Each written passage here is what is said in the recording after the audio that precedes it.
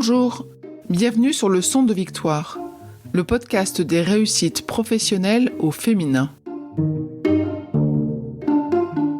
Nous vous proposons d'écouter des témoignages de femmes que nous considérons être des rôles modèles par leur trajectoire professionnelle et par leur comportement au travail. Ces femmes nous semblent à la fois inspirantes et accessibles. Dans certains épisodes, ce sont des spécialistes du travail au féminin qui viennent partager leur expertise et leurs convictions. Nous sommes convaincus que vous trouverez dans leur partage d'expériences des clés pour développer votre propre parcours professionnel. Je suis Perrine Corvézier, avec ma complice Amélie Dag, que vous entendrez sur d'autres épisodes. Nous avons fondé Human Learning Expedition ou HLX. HLX est le cabinet de conseil et de coaching qui accompagne les réussites professionnelles, individuelles et collectives en cultivant les comportements qui mènent au succès. Place maintenant à l'invité de cet épisode.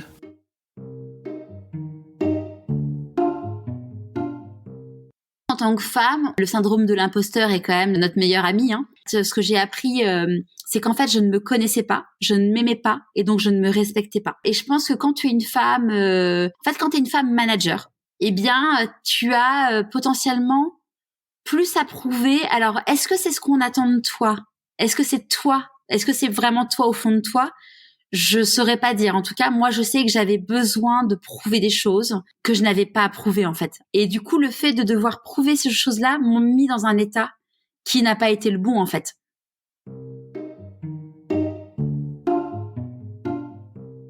Nos invités évoquent souvent des facteurs qui leur ont permis d'obtenir le poste souhaité, les conditions favorables à des trajectoires professionnelles admirables, et bien d'autres stratégies et recettes qui peuvent vous inspirer pour votre propre carrière. C'est la mission même de ce podcast. Aujourd'hui, notre invitée s'appelle Charlotte Desrosiers-Natral. Elle partage une autre facette de la réussite professionnelle.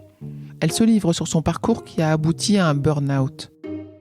Je l'ai laissée s'exprimer et j'ai choisi de ne pas la couper, ni lors de notre échange, ni au montage, car il m'a semblé que ce récit pouvait être utile pour de nombreuses auditrices et auditeurs. Que ce soit à titre préventif pour détecter les signes précurseurs chez soi ou son entourage, mais également pour délivrer un message positif. En effet, notre échange se poursuit sur l'après-burnout.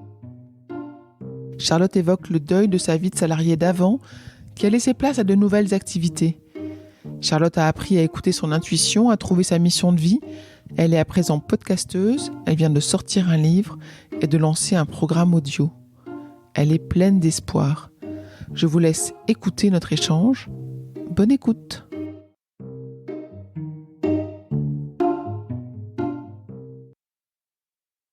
Bonjour Charlotte. Bonjour Perrine. Merci de me consacrer du temps ce matin.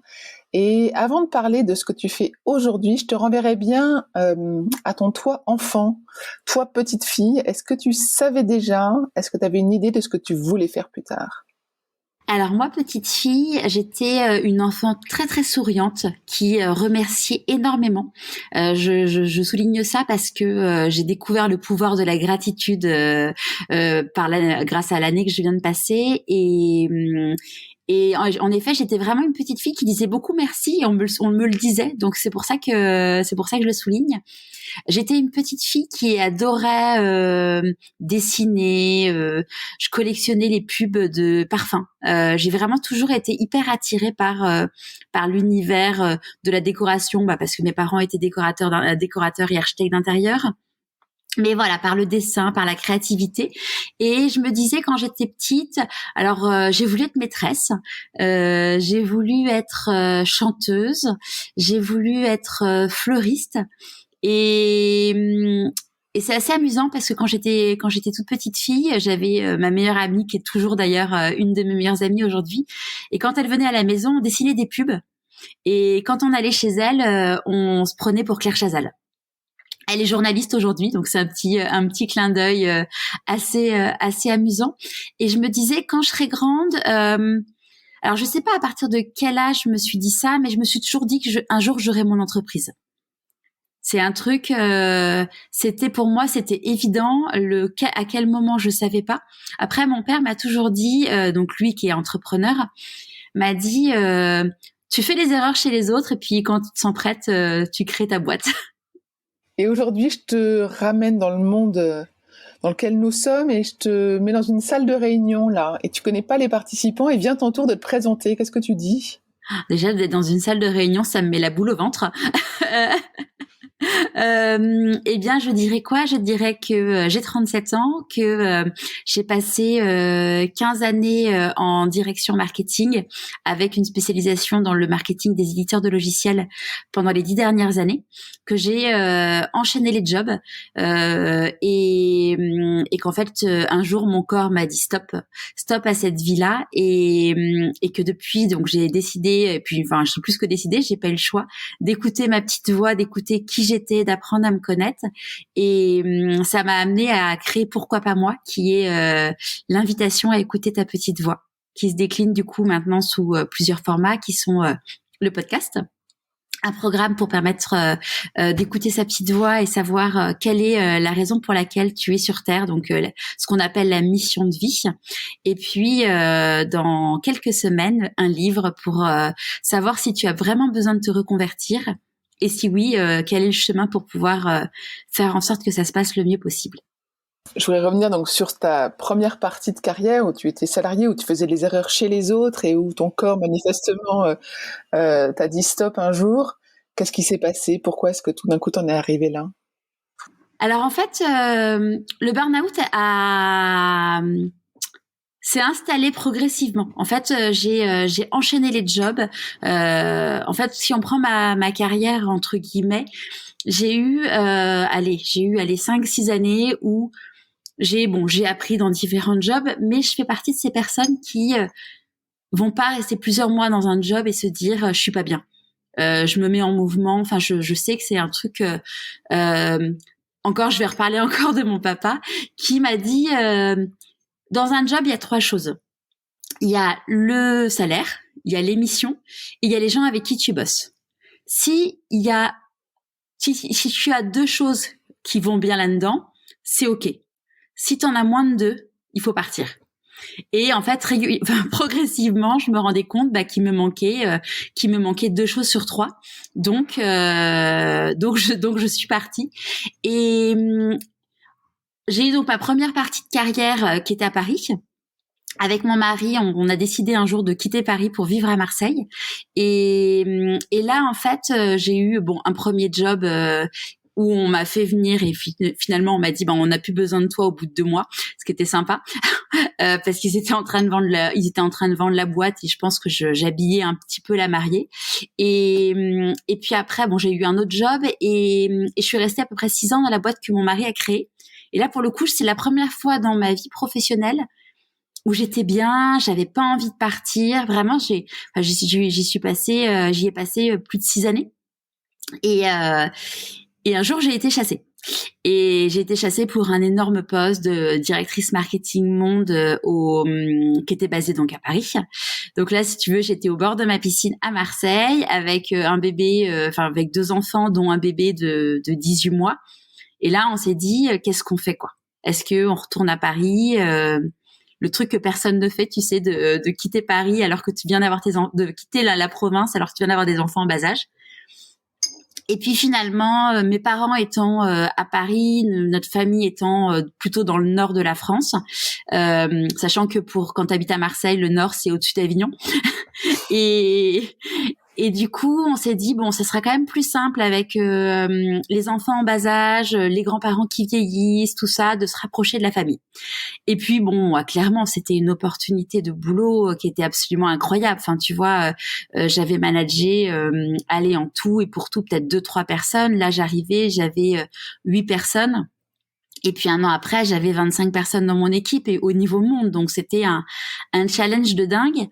Sauf que j'avais pas parlé anglais depuis mon stage en 2e année d'école de commerce. Donc autant te dire que j'ai vraiment galéré. Et en fait, les premiers symptômes, on va dire, alors c'était pas un burn-out à ce moment-là, mais les premiers symptômes où mon corps a commencé à me parler, c'est que on m'a dit ok, vous avez le job. Donc il a fallu vendre notre maison à Marseille, trouver un appart à Paris. finir mon job, sachant que c'était la boîte de mon mari, donc autant te dire qu'il fallait partir. Enfin, je voulais partir ceinture bretelle. On m'avait demandé de commencer à faire du recrutement pour la nouvelle boîte. Et puis du coup je prenais des cours d'anglais parce que il y a un moment où quand tu comprends pas ton équipe c'est un peu embêtant. Et là j'ai commencé à avoir un début d'ulcère à l'estomac.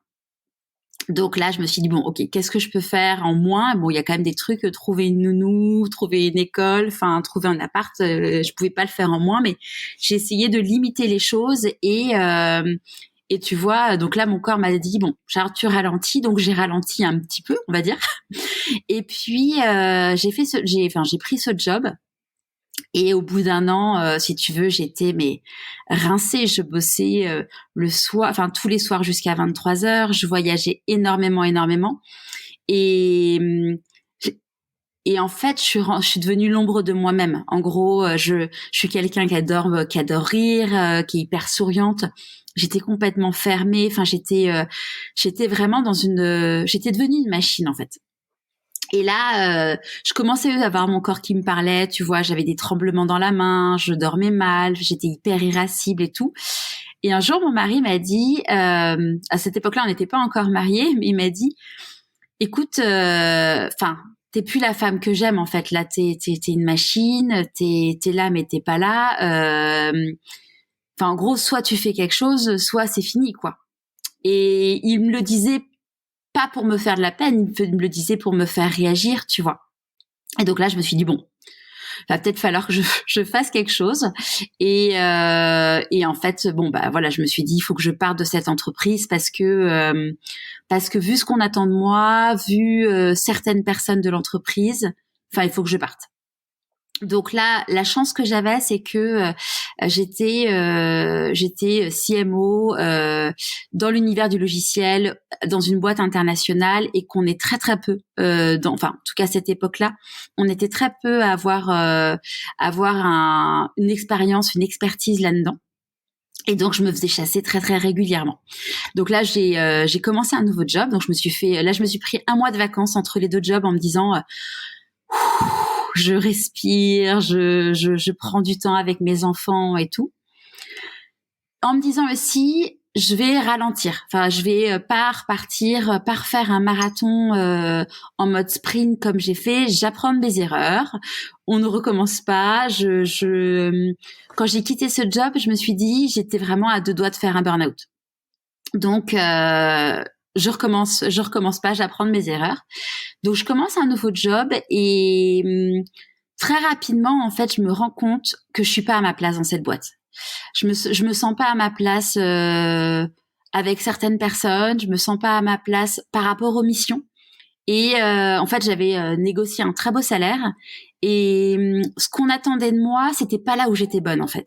Du coup, j'avais vraiment un espèce de syndrome de l'imposteur, tu vois, de dire mais je gagne un salaire qui est absolument incroyable, mais pour un truc où je ne suis pas bonne. Et là où je suis bonne, et donc là où je suis fière, je ne l'apporte pas parce qu'ils en ont pas besoin. Et là, j'ai senti comme une espèce d'urgence de devoir fuir de cette entreprise. Ça a vraiment été un truc assez violent. Et d'ailleurs, mon boss me l'a reproché. Et avec du recul, je comprends parce que c'était très violent. Vraiment, il fallait que je parte de cette boîte. J'arrivais plus à dormir. J'étais vraiment pas bien. Et c'est drôle parce que tu vois, le jour où je me suis dit bon bah je vais lui annoncer que je m'en vais. C'est lui qui avait demandé le rendez-vous pour me dire qu'en fait il avait vendu la boîte et qu'en fait il me proposait le job pour être CMO du groupe qui était le leader européen dans le domaine. Et je lui ai dit en fait c'est sympa, merci beaucoup d'avoir pensé à moi, je suis très touchée, mais en fait non, je m'en vais en fait. Et il m'a regardé et il m'a dit mais tu peux pas me dire que l'argent ne t'intéresse pas. Et je lui dis oui, c'est vrai, j'ai envie de gagner de l'argent, mais en fait, ce qui compte avant tout, c'est d'être heureuse en me levant le matin, en fait. Et cet univers ne me convient pas, je m'épanouis pas là-dedans et ma valeur ajoutée ne se retrouve pas là-dedans. Donc non, je m'en vais, même si en effet je pourrais gagner beaucoup de sous, mais non, je m'en vais. Donc je suis partie et sachant que bon, quand je suis partie, j'avais déjà trouvé un job parce qu'une fois encore, bah voilà, comme j'étais très en vue dans mon univers, j'avais été encore chassée et donc j'avais trouvé un job.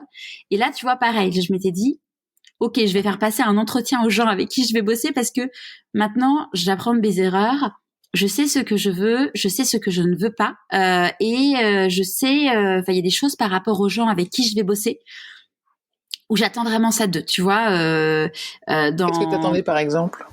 Bah, typiquement, j'avais beaucoup souffert de ma relation avec le directeur commercial dans la boîte pour laquelle j'avais quitté la boîte de mon mari, parce que c'était quelqu'un qui était macho, c'était pas quelqu'un de recommandable, on va dire. Il m'a fait pleurer. Enfin, tu vois, pour me faire pleurer en rendez-vous, faut quand même le faire, tu vois. Et après j'ai su, tu vois, quand j'ai quitté la boîte, que quand je suis partie, il s'est attaqué à quelqu'un d'autre, évidemment une femme. Et donc voilà, je me suis dit, je veux quelqu'un qui me respecte. Je veux avoir un boss qui me donne du feedback parce que pour moi c'était quelque chose qui à l'époque était vraiment très important et même j'en avais déjà conscience que c'était trop important pour moi. J'attendais trop des autres à cette époque-là, de la reconnaissance qui aujourd'hui c'est tout ce que j'ai appris en 2 ans que j'aurais dû m'offrir à moi-même en fait, cette propre reconnaissance. J'attendais trop des autres, des choses qui ne pouvaient pas me donner. Mais bon, du coup, je cherchais quand même ça à l'époque. Donc voilà, je recherchais vraiment des gens avec qui j'allais bosser, qui allaient être respectueux, qui allaient me faire confiance et où j'allais sentir, tu vois, comment dire, espèce d'intuition de te dire où tu te sens bien avec les gens avec qui tu es. Tu vois des gens où tu parles des mêmes choses, mais c'est même pas une question de milieu social. Tu vois, c'est plus une question de tes raccords sur la façon de travailler. Un exemple concret aussi, c'est dans l'univers du logiciel, tu as le poste du directeur marketing est très important parce que on ramène ce qu'on appelle des leads aux commerciaux. C'est-à-dire que un commercial, tu as plus de 50% parfois des contacts qu'il a de ses prospects qui viennent de contacts fournis par le marketing. Ce qui est donc très important. Et en fait, tu as 2 approches de voir la chose. Soit tu es commercial et tu te dis oh, c'est génial, on m'offre des contacts sur un plateau d'argent, c'est des gens qu'on a éduqués, élevés à ton produit et compagnie, et donc ils vont être chauds, ça va être du prospect chaud. Soit tu as l'approche du commercial de dire ah bah non, moi je préfère avoir un lead froid, donc que j'aurais prospecté, j'aurais eu la sueur pour l'avoir, je me serais battue et compagnie. Et donc, je préfère traiter tous ces leads froids plutôt que traiter les leads fournis par le marketing.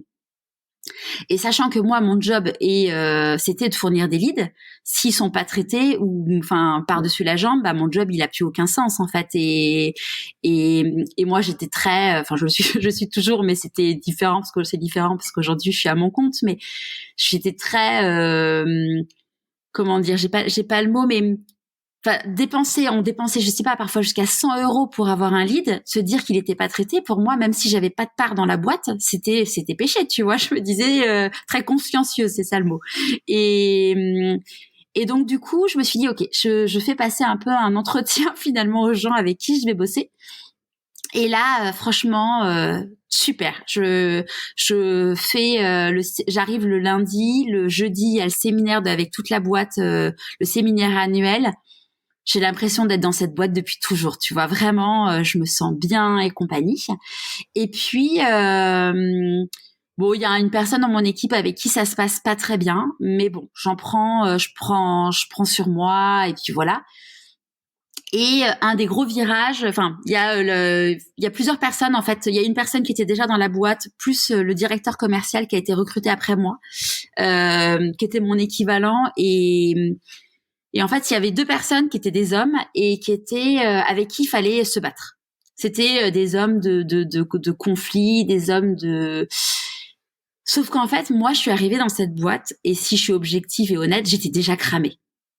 Tu vois, je m'étais fait 3 onboarding, ça me faisait 3 onboarding en moins d'1 an et demi. J'étais cramée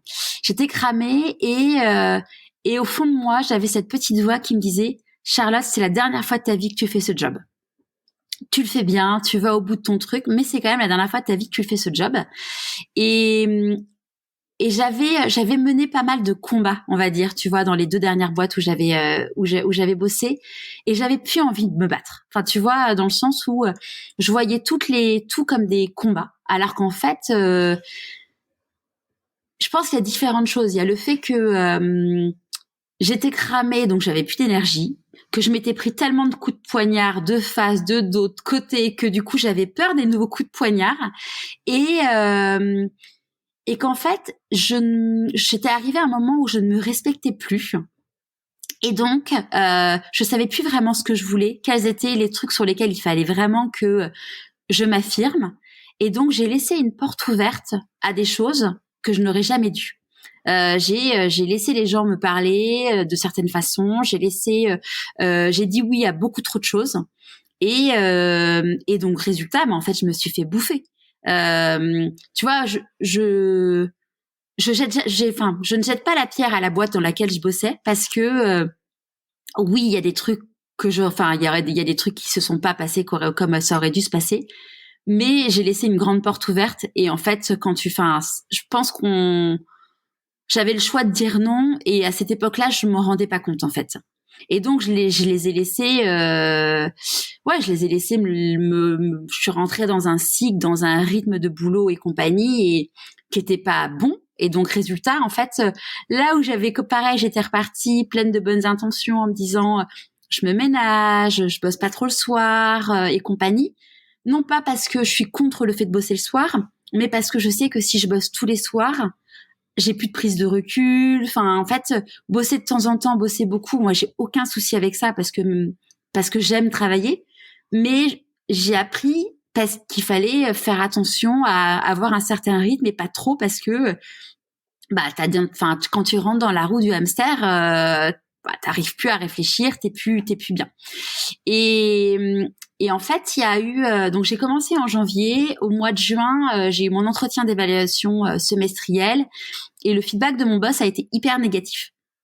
Je suis vraiment tombée de ma chaise, parce que je le voyais toutes les semaines, et je savais qu'il y avait des choses qui allaient pas, mais vraiment, je me suis pris une grosse claque dans la figure. Et là, je me suis dit, il faut que je parte. De toute façon, j'avais dit que c'était la dernière fois que je faisais ce job. Il faut que je parte. Et puis, je savais pas ce que je voulais faire. Donc, je me suis dit, allez, je vais quand même leur donner une chance. Je vais mettre carte sur table. Je vais dire tout ce qui ne me va pas, tout ce que je veux qui change, et comment j'ai envie que ça change. Et puis si ça marche, écoute, tant mieux. Et puis si ça marche pas, tant pis. Et puis voilà.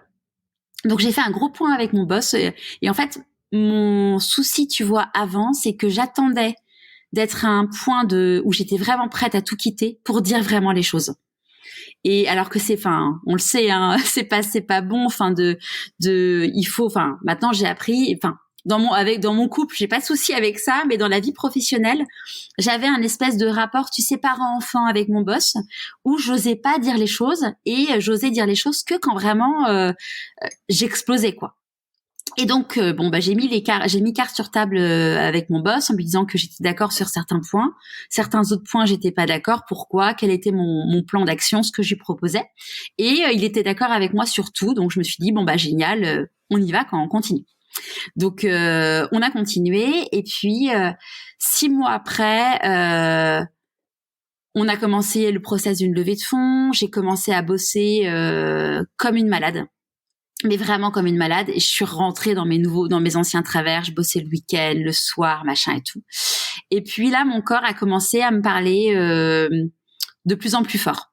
Mon mari me disait, mais Charlotte, ralentis. Mais je lui disais, mais on est en fin de quarter, on est en fin de quarter, on est en pleine levée de fonds. Je ne peux pas ralentir, c'est pas possible en fait. C'est pas possible.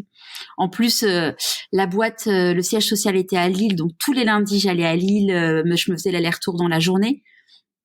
Et en fait, un jour, c'était notre week-end de préparation au mariage. Parce qu'après 14 ans de vie de couple et 2 enfants, mon chéri m'avait demandé en mariage. Et on fait notre week-end de préparation au mariage. Et c'est le samedi à l'heure du déjeuner. Et là, une oppression dans la poitrine, une douleur dans le bras. Et là, je dis à mon mari, enfin, il faut on était déjeuner avec tous les futurs mariés. Donc il y avait une personne qui était debout en train de parler et tout le monde était assis, donc c'est pas trop le moment, t'as envie de te lever en disant j'ai une petite bouffée de chaleur, tu vois. Mais là je lui ai dit, enfin il faut que je sorte, je suis vraiment pas bien. Sachant que moi j'ai toujours eu des malaises vagos petites, enfin un malaise, je sais ce que c'est, la tête qui tourne, je sais ce que c'est, mais ça j'avais jamais eu dans ma vie, tu vois, le truc où t'as la douleur dans le bras et là tu fais c'est pas bon ce truc là.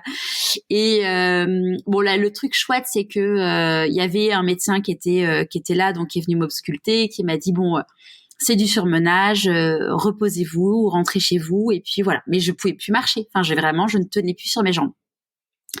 Et mais bon, on était encore en fin de quarter, tu vois. Donc le lundi matin, j'appelle mon boss en lui disant écoute, je viens pas à Lille aujourd'hui parce que je vais chez le médecin, mais je suis là, tu vois, fidèle au poste. Et le médecin me dit bah écoutez, ça serait bien que vous vous arrêtiez quand même quelques jours, que vous vous reposiez. Là, c'est du surmenage et tout.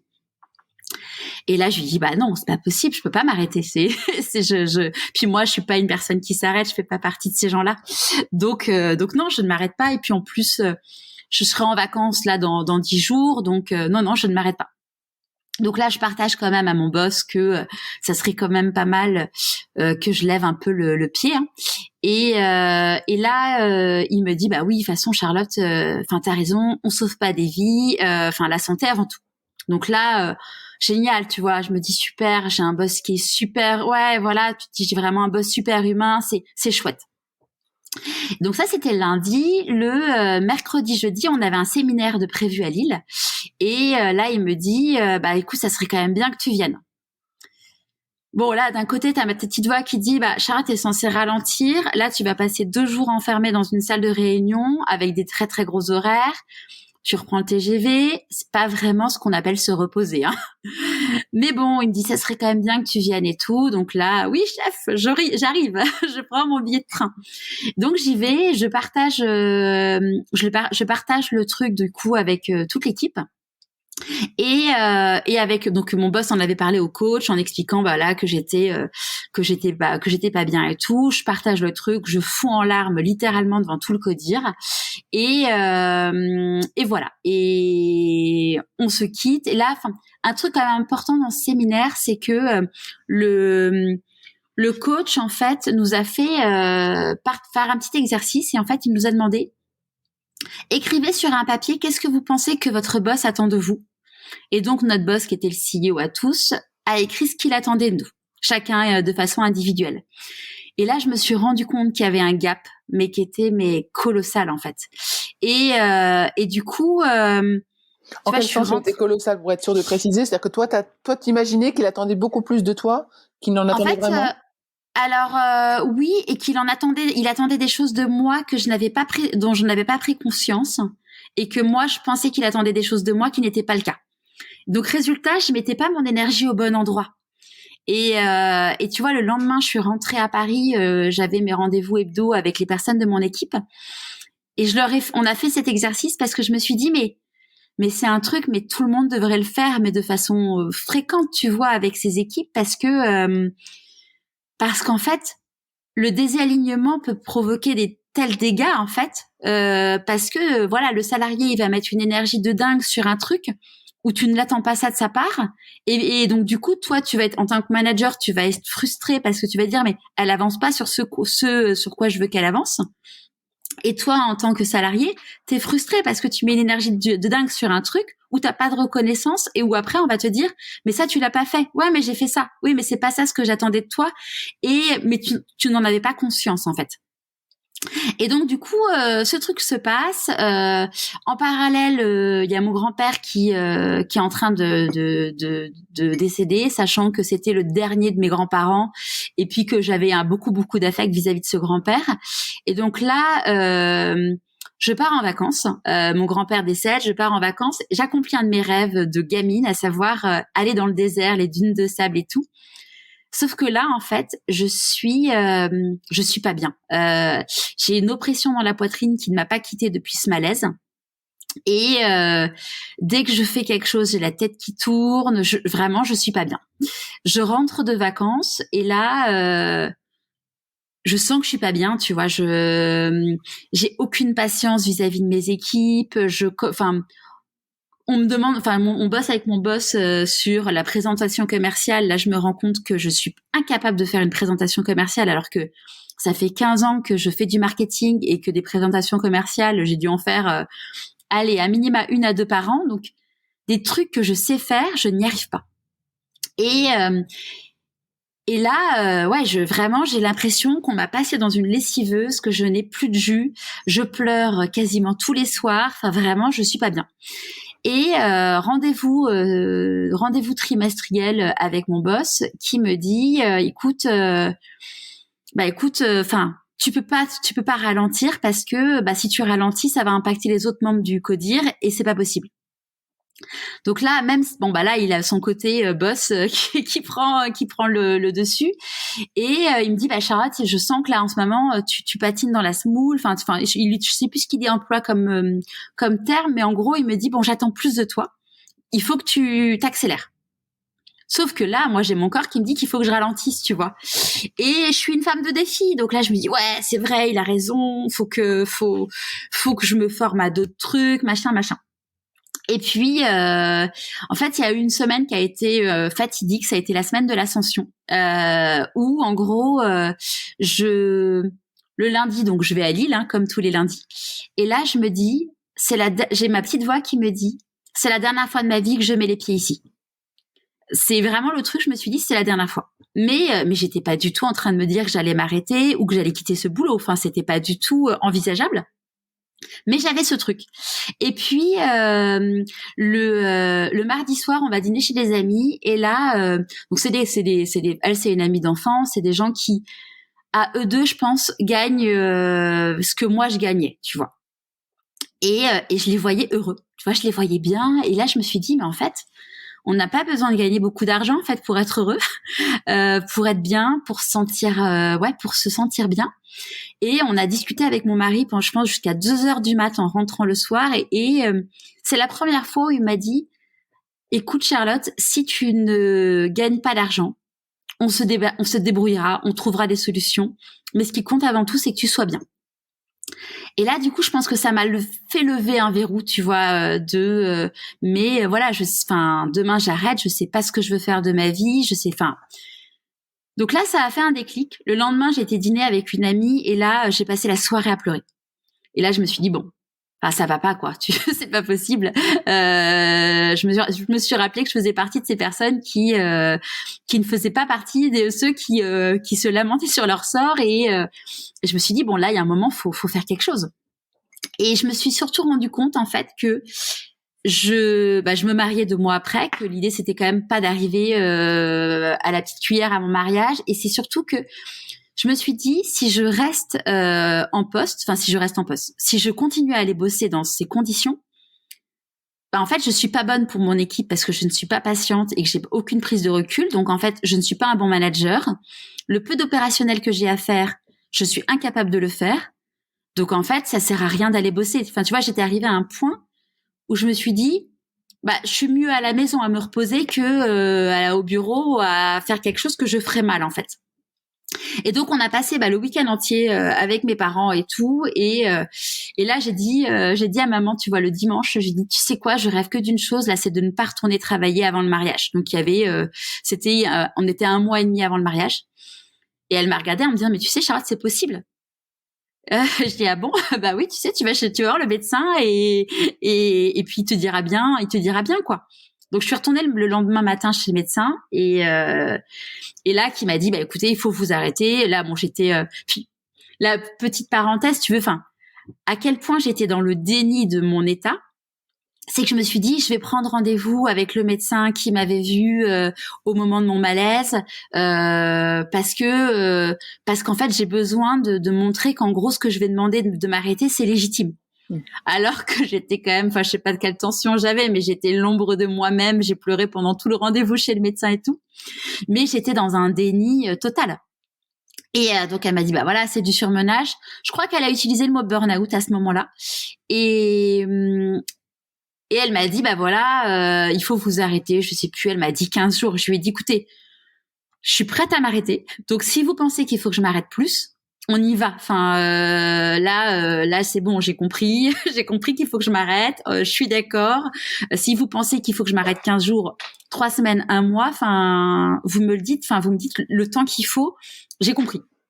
Donc là, elle m'a dit, bah écoutez, je vous arrête 1 mois. Donc là, j'appelle mon boss. Pareil, là, j'étais tellement mal, tu vois, en culpabilité maximale. On était en fin de levée de fonds. Enfin, vraiment, j'étais pas bien.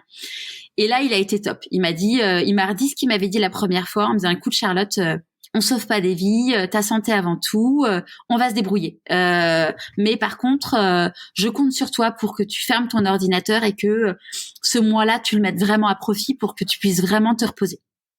Donc, je lui ai dit, écoute, compte sur moi.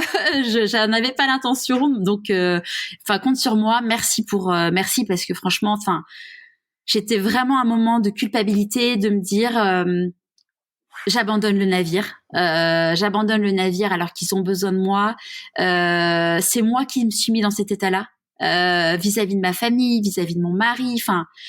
Et donc vraiment, ça a été vraiment chouette, tu vois, de me dire que d'avoir ça, parce que t'as ton boss qui réagit pas comme ça. Je pense que ça t'en rajoute encore plus de culpabilité, là où j'étais déjà quand même pas mal. Et là, en fait, j'ai passé 1 mois à dormir. Vraiment, j'étais pas bien du tout. Et puis moi, je suis une femme de plan d'action, hein, tu vois. Donc, j'ai dit à mon médecin en disant, bon, c'est quoi le plan d'action? On fait comment pour se remettre sur pattes? Et là, elle m'a dit, bah non, le concept, c'est qu'il n'y a pas de plan d'action. C'est vous vous reposez, vous prenez du temps pour vous. Donc là, bon, je me suis inscrite, tu vois, à un cours de yoga pour me détendre, m'apaiser. Elle m'a dit qu'il fallait rien faire. Après, tu vois, j'en ai parlé avec une personne très proche qui avait fait un burn-out, qui m'a dit, écoute, Charlotte, va voir un psy, ça peut pas te faire de mal. Mais quand même les chances de ton côté quand même d'aller mieux. Donc je suis allée voir un psychiatre. Le truc chouette, c'est que j'ai jamais eu besoin de prendre de médicaments. Je le dis comme un truc chouette parce que pour avoir discuté avec des personnes après, quand tu prends des médicaments, tu mets quand même un peu plus de temps à te sevrer et compagnie. Donc j'ai pas eu besoin de prendre de médicaments, mais je pense quand même que ça m'a fait du bien, tu vois, d'aller voir un psychiatre. De parler, de sortir des choses et voilà. Et encore une fois, ma fameuse petite voix me disait au fond de moi que je n'y retournerais pas. Mais ma raison me disait, mais Charlotte, t'as tellement bossé pour avoir ce job, tu peux pas les abandonner, t'as ta position sociale et puis tu sais pas ce que tu veux faire derrière. Et donc du coup, j'ai eu un gros moment assez compliqué de me dire, accepter, tu vois, le deuil de cette vie d'avant. Le mot deuil est très dur et très fort, mais c'est vraiment ce mot-là que j'avais en tête et c'est vraiment comme ça que je l'ai vécu, tu vois, de me dire, voilà, j'avais beaucoup, c'était vraiment, j'allais accepter que ce pourquoi j'avais travaillé, je disais stop. Et bon, tu vois, la boîte pour laquelle je bossais commençait à mettre un peu la pression en me disant, voilà, la levée de fonds c'est faite, on a besoin de savoir si on peut compter sur toi ou pas. Et puis bon, moi j'étais toujours dans la culpabilité de me dire, attends, ils ont levé des fonds, ils vont avoir besoin de recruter des gens, s'ils ont pas leur CMO qui est là, c'est compliqué quoi. Je voulais pas être un frein pour cette boîte, tu vois. Je me suis dit, mais je peux pas leur faire ça quoi. Je peux pas leur faire ça. Voilà, il faut accepter. Tu sais au fond de toi que t'as pas envie d'y retourner. Et puis dans tous les cas, là où t'étais sous pression avant levée de fonds, sous levée de fonds. On avait déjà eu des levées de fonds dans cette boîte, mais là c'était une nouvelle levée de fonds. Ça va être l'enfer. C'était un fonds anglais. Ça voulait dire aller à Lille, ça voulait dire aller à Londres. Je me suis dit. Mon corps a pas réussi à ça, il y a pas de raison que ça s'arrange quoi. Et puis je me suis dit, j'ai même pas envie de tenter parce qu'en fait, j'ai pas envie de revenir et puis de me dire je m'arrête dans 15 jours. Enfin, pour moi, ça aurait vraiment été un échec de faire ça. Donc, en tant que femme d'entrepreneur et puis entrepreneuse quand même dans l'âme, je me suis dit je peux pas leur faire ça. Donc je leur ai dit écoutez, je reviendrai pas. Je pense que c'est mieux pour moi, c'est bien pour vous. Et là, ça s'est fait de façon très fluide parce qu'en fait, au fond d'eux, même s'ils me l'ont jamais dit, je sais que pour eux, ça les arrangeait parce que ta CMO qui a fait un burn-out dans ce contexte-là, c'était quand même mieux que je revienne pas. Donc ça s'est vraiment fait en bonne intelligence. Ça s'est fait en bonne intelligence. Je suis partie. Et tu vois, ce qui est assez amusant, c'est que là, je suis rentrée dans un espèce de cycle où je savais pas ce que je voulais faire. Alors, je savais que je voulais plus être CMO d'une boîte en pleine croissance et tout, parce que le problème, il venait pas de la boîte, il venait du système. Mais je ne savais pas du tout. Ça m'intéresse avant qu'on reparle de justement sur comment t'as rebondi, qu'est-ce que tu fais maintenant. Ce système, parce que tu as parlé plusieurs fois des interactions avec des hommes machos, compliqués, qui aimaient la bataille et avec qui tu devais te battre. Tu as parlé de ta petite voix, que je considère être peut-être de l'intuition, et on dit souvent l'intuition féminine.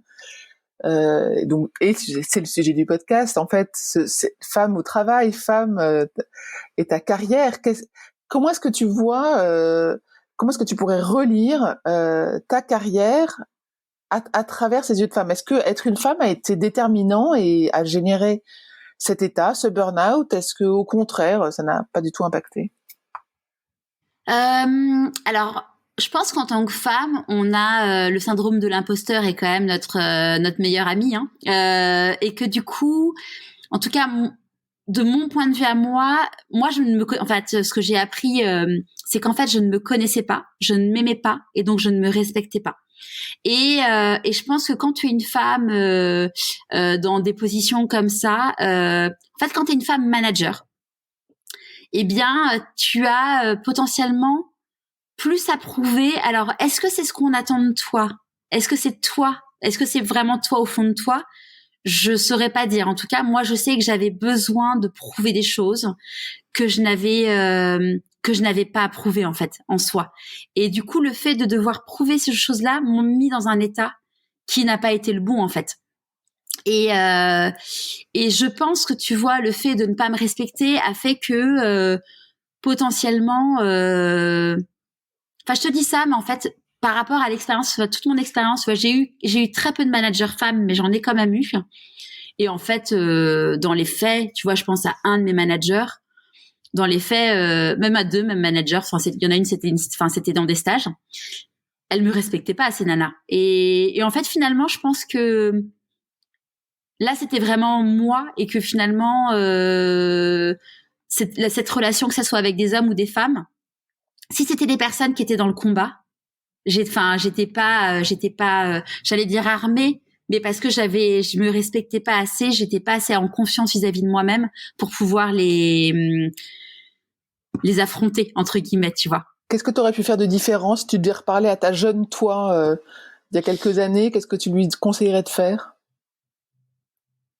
Je lui dirais, rappelle-toi toutes les fiertés que tu as eues dans ta vie, dis-toi que tu en es capable et que tu n'as pas besoin de surprouver des choses.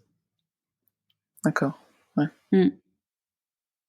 Donc là, tu quittes le monde du salariat, tu as pris cette décision et tu te retrouves, comme tu le dis, un peu le bec dans l'eau. Qu'est-ce qui t'inspirait à l'époque? Est-ce qu'il y avait des parcours d'autres personnes? Est-ce que tu avais des rôles modèles en tête? Est-ce que tu avais des alliés particuliers qui pouvaient t'orienter, t'aider? Alors à cette époque-là, non. C'est vraiment un truc que j'ai connu après. Le rôle modèle, d'ailleurs, tu vois, j'ai fait un programme de psychologie positive, une formation de psychologie positive l'été dernier, et qui nous invitait à trouver des rôles modèles et à imprimer la photo de ces personnes et de les mettre un endroit. Et donc là, devant moi, sur mon bureau, j'ai la photo de 2 personnes qui m'inspirent.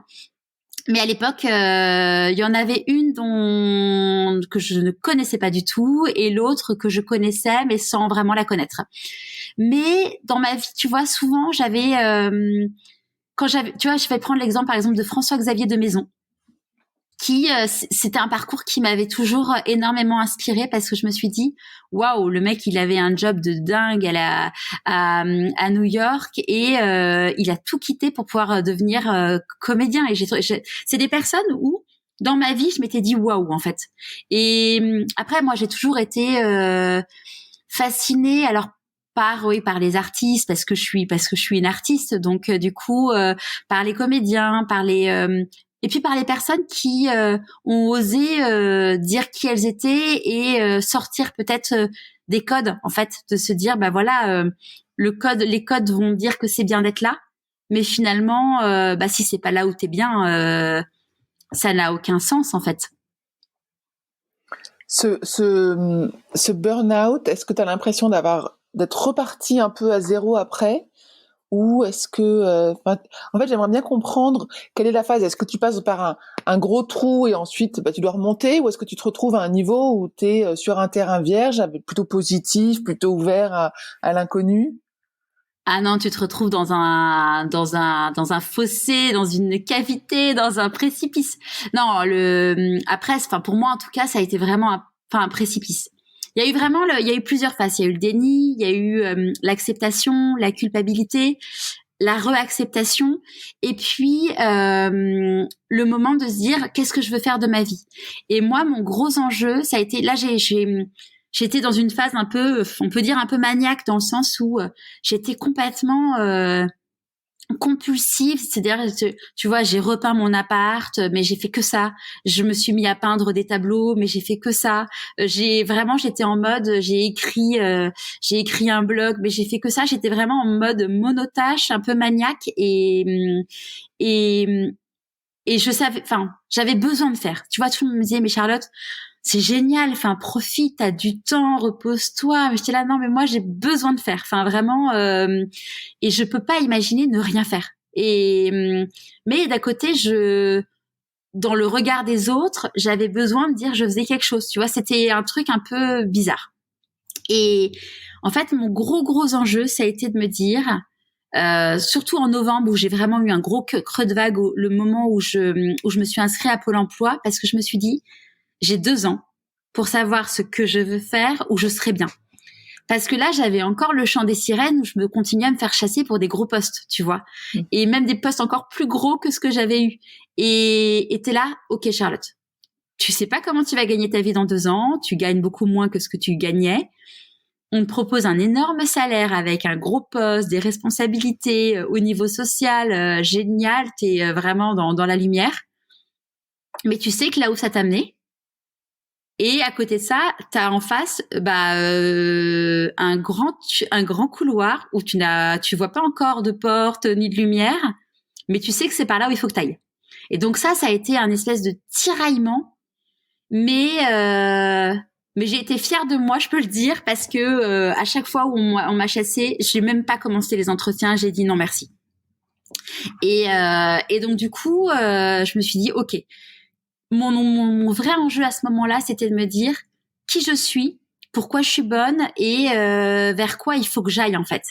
Et parce que je savais plus du tout qui j'étais, tu vois. Et à ce moment-là, tous mes amis m'ont dit mais tu sais Charlotte, on est sûr que ce que tu vas faire, ça va cartonner et tout. Et à ce moment-là, mais ça m'a mis une pression de malade parce que je me disais mais je sais pas ce que je veux faire de ma vie, donc je vous remercie, mais le fait de me dire ça me met de la pression en fait.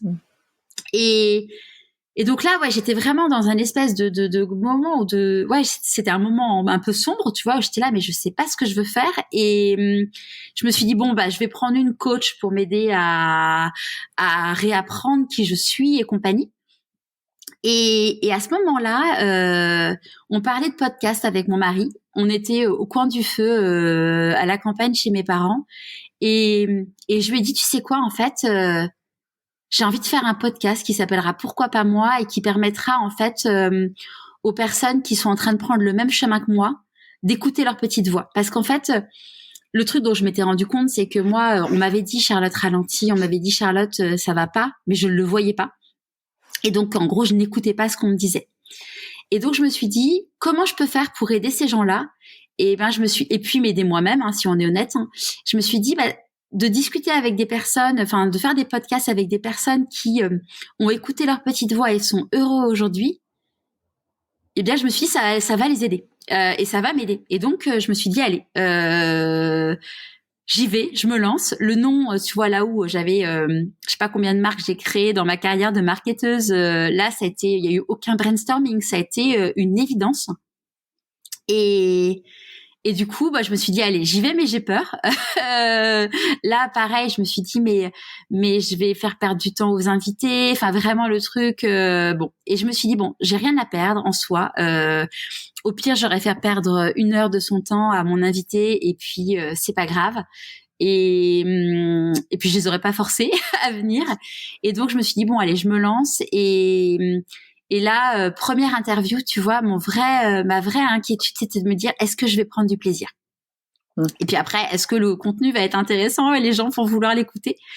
Et là, tu vois, cette époque-là, j'avais pas du tout confiance en moi.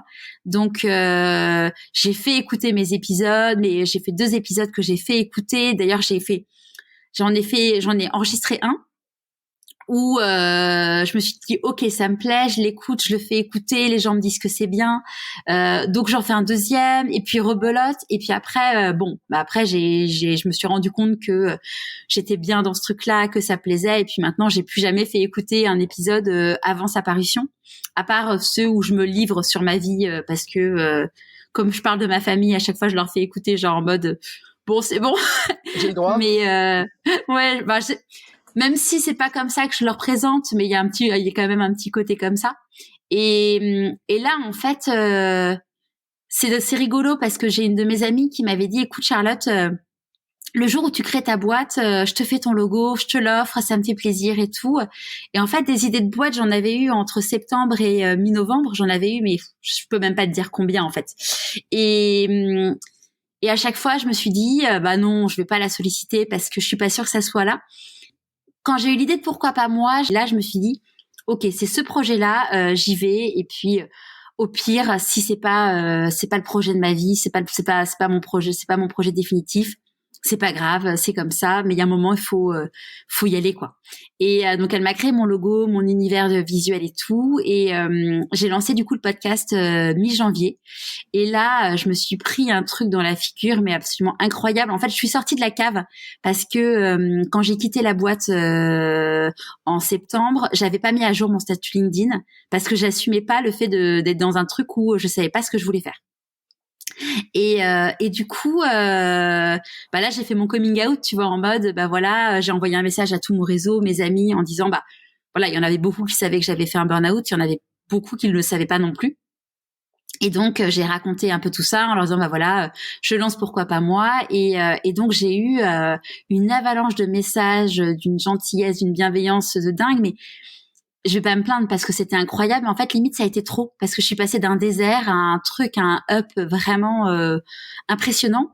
Et du coup bah quand ça s'est calmé les messages, tu vois, au bout de 2 semaines, bah je suis un peu redescendue. Mais les commentaires sur le podcast ont vraiment été incroyables. Et tu vois, ce qui est fou, c'est, j'en parlais avec mon mari pas plus tard que la semaine dernière, c'est que le podcast a 15 mois aujourd'hui et j'ai jamais eu de critique en fait. Et alors il me dit, mais tu sais, la critique, ça peut être constructif, positif. Je dis oui, carrément, mais en fait, enfin, c'est exceptionnel. Enfin, c'est exceptionnel. En tout cas, je le vis comme un truc exceptionnel de me dire qu'aujourd'hui, tu vois, il y a des gens qui m'envoient des messages pour me dire que ils ont écouté leur petite voix. Il y a une femme qui m'a envoyé un message récemment en me disant que l'été dernier, elle était suicidaire, donc elle allait voir un psy, mais que l'écoute du podcast l'a aidée à se reconstruire et qu'aujourd'hui elle est heureuse. Et tu dis, mais c'est fou de se dire que tu as des gens qui ont osé prendre en main leur vie grâce au contenu que tu crées. Enfin, c'est un truc en termes de sens, on y est quoi. Donc le podcast a grandi. Donc au début c'était un seul format qui était celui des succès, donc des personnes qui ont écouté leur petite voix et qui ont réussi. Et en fait je me suis rapidement rendu compte que on a tendance à oublier en fait le chemin par lequel on est passé. Et mon envie, si tu veux, profonde, c'est de montrer aux personnes que tout le monde peut y arriver, qu'on a tous des galères, qu'on a tous des peurs, qu'on a tous des obstacles, qu'on a tous des freins. mais que on peut y arriver si on le veut vraiment. Et tout ça, en fait, on a tendance à oublier, donc parce que la nature est bien faite. Et du coup, je me suis dit, j'avais envie de créer un format qui s'appelle donc En Chemin, où je suis des personnes qui sont en train de changer de vie de façon trimestrielle. Et donc, on suit ces personnes qui sont en train de changer de vie. La première promo, ça va faire 1 an, et c'est absolument génial de voir tout le chemin parcouru. C'est fantastique. Et il y a un 3e format qui s'appelle Les coulisses, où je raconte en fait mon propre changement de vie. Donc là, je prends la parole. C'est des formats assez courts, et où du coup ça me permet de prendre un peu conscience de tout le chemin parcouru, et puis aussi de dire aux personnes tout ce qu'on disait tout à l'heure sur la culpabilité, sur ces phases de up and down, parce que un burn-out, on n'en guérit pas en fait, on apprend à vivre avec. Et ça, c'est un truc qu'il faut savoir et qui est pas forcément facile à accepter tous les jours, parce qu'il y a des moments où tu te dis c'est bon, ça y est.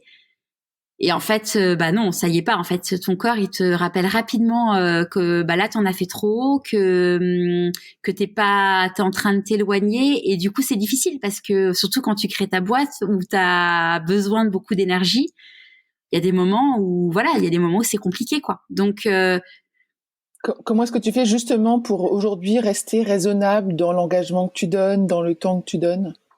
Et c'est un vrai enjeu, surtout en ce moment, parce que on vient d'acheter une maison, que je viens de lancer mon programme, on en parlera un peu plus tard, mais je viens de lancer un programme d'auto-coaching, que je sors un livre dans 3 semaines. Donc là, en ce moment, j'avoue que l'équilibre est difficile. Donc ce que je fais, tu vois, maintenant, c'est que déjà, mon corps, il me parle, donc je sais qu'il faut que je ralentisse. Et tu vois, une semaine comme cette semaine, j'ai commencé la semaine, j'ai pris mon cahier en me disant, OK, qu'est-ce que je veux faire cette semaine à tout prix? Donc là, j'ai mis les trucs, à savoir sortir mon épisode. Il y a 2-3 trucs, mais cette semaine, je sais que je vais aller me promener, je vais aller sur la plage, je vais m'offrir du temps pour moi. Et je pense que je vais faire pas mal de trucs créatifs pour me ressourcer, parce que je sais que ça me fait du bien. Mais il y a plein de choses que je veux faire pour développer ma boîte, mais je sais que c'est pas cette semaine où je vais le faire, et je vais être sage. Donc là, c'est intéressant, c'est que effectivement, tu as tes méthodes pour aller à ton rythme. Ouais. Tu te connais mieux sur cette partie-là. Carrément. Tu as fait le choix du podcast qui raconte ses histoires, qui raconte ton histoire. Mais t'en fais une entreprise, dans ce que j'entends, c'est ça? Alors raconte-moi, Oui. j'ai entendu parler d'un livre aussi? Ouais, alors en fait, j'ai lancé donc le podcast officiellement en janvier, et mon intuition me disait à ce moment-là qu'un jour je vivrais grâce à Pourquoi pas moi. Donc là, j'ai encore le chômage jusqu'à novembre, donc on n'y est pas du tout. Mais à cette époque-là, je me disais, je sais que je vais y arriver. Comment, je ne sais pas, mais je sais que je vais y arriver. Et pendant le confinement, en fait, le premier confinement, celui de mars dernier, j'ai été un peu tétanisée parce qu'en fait j'avais un programme d'interviews de podcast de dingue, et je me suis dit, je peux pas faire mes interviews, elles sont hyper intimistes, donc je peux pas les faire à distance, c'est pas possible. J'avais un peu de stock d'épisodes, et donc voilà, et je me suis dit de toute façon, le confinement, c'est quelques semaines, donc il y a pas de souci. Et puis finalement, le quelques semaines s'est transformé en quelques mois, surtout que moi, j'ai tardé à rentrer à Paris. Et en fait, je me suis dit, OK, j'ai le choix. Il y a un moment, les podcasts, je vais les faire à distance, et puis je vais essayer. Et puis si ça me plaît, on continue. Et puis je vais dire, aujourd'hui, je fais 99% des épisodes à distance, et ça se passe très bien. Enfin, oui, tu vois, là, j'en ai fait un cette semaine, la semaine dernière en face à face, et je me suis dit, c'est quand même cool, tu vois. Mais bon, en fait, ça se fait bien, et le contenu, il est aussi bien. Et donc là où je me mettais un frein, en fait, au final, il y avait pas de raison d'être. Et en fait, tu vois, pendant cette période, on a beaucoup réfléchi avec mon mari sur ce qu'on voulait de notre vie, et donc là où on avait donc déménagé, on avait redéménagé de Marseille à Paris. Là, on s'est dit, OK, c'est le moment. J'ai dit à mon mari, tu sais quoi, on rentre à Marseille, c'est bon. Enfin, je sais pas comment je vais gagner ma vie. C'est sûr qu'en étant à Paris, c'est toujours plus facile. Mais là, ce qui compte, c'est qu'on soit heureux et que tous les matins, on se lève avec le sourire. Et tu vois, on a déménagé en septembre et tous les matins, on ouvre les volets et on se dit waouh. Enfin, tu vois, aujourd'hui, on est le 22 mars. Hier, on était à Bandol en train de faire du paddle et moi en train de nager avec une combinaison, tu vois. Enfin, et on s'est couché le soir en se disant bah oui, c'est pour ça qu'on a déménagé. C'est pour pouvoir s'offrir ce genre de choses.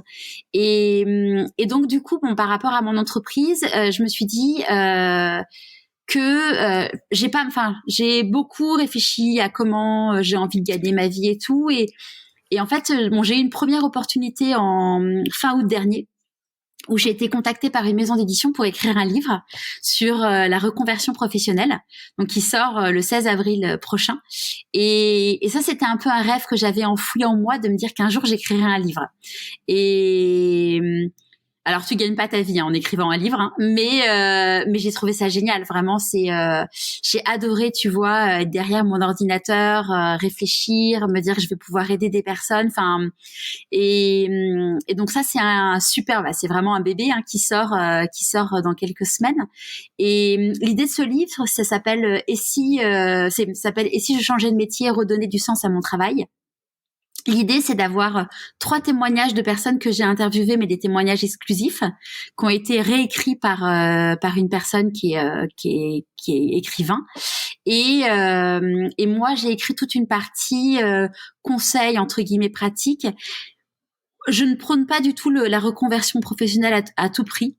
Parce que se reconvertir, changer de métier, ça a énormément d'impact sur sa vie professionnelle, bien évidemment, mais évidemment personnelle. Et donc du coup, il y a toute une phase qui est un peu d'introspection pour être sûr qu'on a vraiment besoin de se reconvertir. Et sinon, comment redonner du sens dans sa vie et dans son travail. Et puis ensuite, si la conclusion c'est oui, tu as besoin de changer de métier, tous les conseils pratiques pour pouvoir savoir comment on fait pour changer de métier, quel est le cheminement à faire, quelles sont les personnes à rencontrer, où aller chercher de l'information par rapport à ton métier. Et puis toute une partie dictionnaire, parce que quand tu te reconvertis, tous les termes techniques, franchement, c'est un peu quand même un sacré foutoir. Donc l'idée c'est de dire aux gens, voilà, tous ces mots, voilà le vocabulaire du reconverti, voilà l'annuaire du reconverti avec toutes les bonnes adresses là où vous allez pouvoir écouter des podcasts, lire des livres, de la presse, les salons et compagnie. Et donc voilà, donc ça c'est un sacré bébé. Et j'ai un autre bébé qui est sorti là il y a 2 semaines. En fait, à travers le podcast, donc après plus d'1 an d'interview, je me suis rendu compte en fait que on a tous une mission de vie. C'est-à-dire qu'en fait, on est tous faits pour quelque chose, on a tous une singularité, on a tous un talent, enfin un ou plusieurs talents, même plusieurs talents. Et en fait, la mission de vie, c'est quelque chose qui fait que quand on fait ce pourquoi on est fait, c'est l'expression qu'utilise un grand nombre de mes invités, c'est que t'as l'alignement des planètes, en fait. T'es à ta place, ta vie est pleine de sens. Le flow, ouais, c'est ça.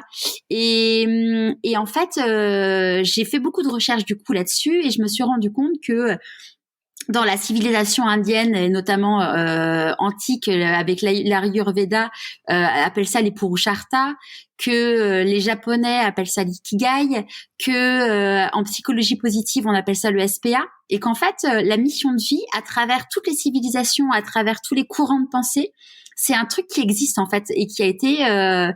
qui est assez fondé. Et donc, j'ai créé un programme, en fait, qui est un programme d'auto-coaching qui permet, en fait, aux personnes d'écouter leur petite voix et de se reconnecter à elle et de se dire, c'est quoi ma mission de vie? Donc, il y a plusieurs étapes, en fait, dans ce programme. Il y a 47 capsules audio. En fait, j'ai fait le choix de rester sur le format audio pour avoir ce côté introspectif et puis sortir des écrans.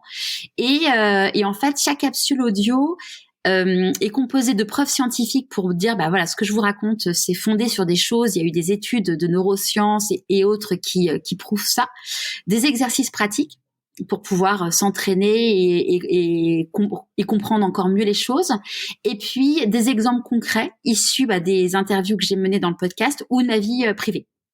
Et donc ce programme donc permet donc à la fois de se reconnecter à soi, de se remettre en mouvement, découvrir qui tu es vraiment, à la fois tes zones d'ombre, ta zone de génie, tes talents, et ta singularité et autres. Et puis de se dire qu'en fait depuis toujours ta petite voix elle te parle en fait, mais que elle te laisse des traces, mais tu l'as vu ou tu l'as pas vu. Et puis une fois que t'as reconstruit le puzzle, donc de savoir quel est ton Purushartha, ta mission de vie, ton SPA et ton Ikigai, c'est de te dire ok, j'y vais mais j'ai peur, la neige elle est trop molle pour moi. Comment on fait pour y aller? Quel est le plan d'action? Comment faire pour lever ses freins? Et le petit cadeau final, c'est la création de ton propre mode d'emploi, parce que c'est encore plus vrai en fait quand t'as fait un burn-out, mais je pense qu'en fait dans la vie on a tous des hauts et des bas, des moments où on perd confiance en soi, et l'idée de ce mode d'emploi c'est de se rappeler en fait toute sa vie. Ok, c'est quoi mes caractéristiques techniques entre guillemets, c'est comment je vais puiser ma force, comment là où est-ce que je suis bonne, où est-ce que je suis moins bonne. Donc si je suis moins bonne, c'est pas grave, faut déléguer, être conscient de tout ça, et puis avoir un espèce de côté un peu mon propre SAV de quand je vais pas bien, qu'est-ce qu'il faut que je fasse. C'est à destination des hommes et des femmes, ou c'est plutôt pour les femmes? Et en fait, c'est amusant parce que je l'ai pensé pour les hommes et les femmes, mais en me disant qu'il y aurait quand même plus de femmes qui le feraient, parce que le syndrome de l'imposteur, tout ça, c'est des choses qui sont quand même beaucoup plus féminins. Et sur mes inscrits, j'ai 90% de femmes, mais j'ai quand même 2 hommes. Ah, c'est bien, bravo. Ouais. On arrive vers la fin de l'épisode. Oui. On essaie de garder nos épisodes moins d'1 heure. Et là, ouais. Je crois qu'on va s'en approcher. Je voulais savoir du coup quel était ton prochain défi professionnel. Alors j'imagine que c'était de vendre ton auto-coaching, c'est ça ? Ça va être, alors là je suis hyper heureuse parce que je m'étais fixé un objectif et je l'ai largement dépassé en termes de vente pour la première session de lancement. Et mon enjeu ça va être de gagner ma vie, tu vois qu'en novembre je gagne ma vie avec pourquoi pas moi et de pas me cramer. Donc c'est ça mon gros enjeu. C'est cool. Bon écoute, on suivra, on diffusera à la fois le lien pour te suivre, pour suivre ce que tu fais, pour acheter ton livre. Voilà. En tout cas, merci beaucoup, Perrine. Plein de belles choses pour la suite. Merci, Charlotte. Merci, puis bravo pour tout ce que tu fais.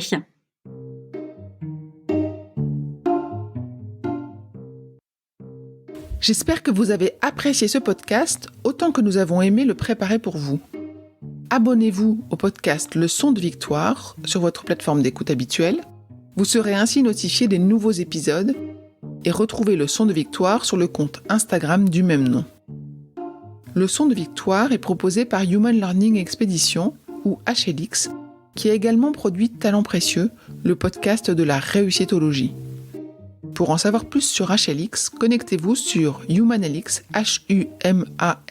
humanlx.com ou suivez-nous sur LinkedIn. N'oubliez pas de vous rendre sur le site leçondevictoire.com pour découvrir notre offre de modules d'auto-coaching audio guidé adaptés aux situations concrètes que les femmes sont amenées à rencontrer dans leur vie professionnelle, que ce soit pour vous ou pour vos amis, vos collègues ou les femmes de votre équipe. Si vous aimez ce podcast, le meilleur moyen de le soutenir est de laisser un avis 5 étoiles et un commentaire sur Apple Podcast ou sur votre plateforme d'écoute et d'en parler autour de vous.